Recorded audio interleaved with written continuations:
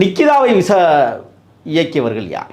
அது எந்த கோணத்தில் விசாரிக்க வேண்டும்? இப்போ மருத்துவ அறிக்கை கொடுத்தாங்க. திருப்புவனம் மருத்துவமனையில் அருண்குமார்னு ஒருத்தர் கொடுத்த அறிக்கையும் அவர் என்ன சொன்னார்? மருத்துவமனை கொண்டு வந்ததுக்கு பிறகு தான் இறந்து போனார். மதுரை ராஜாஜி மருத்துவமனையினுடைய அறிக்கை இங்கே கொண்டு வந்ததுக்கு பிறகு தான் இறந்தார்.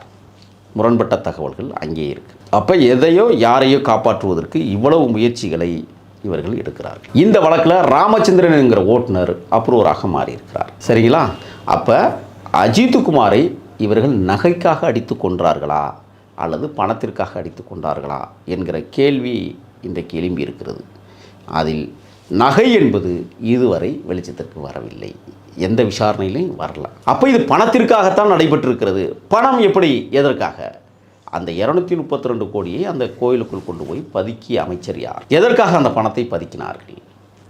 யாரின் உத்தரவை பதுக்கினார்கள்? இந்த கோணத்திலும் விசாரிக்கப்பட வேண்டும் என்பதற்காகத்தான் சிபிஐ கொடுத்த நகல் அறிக்கைகள் உண்மைத்தன்மைகள் குறைவாக இருக்கிறது.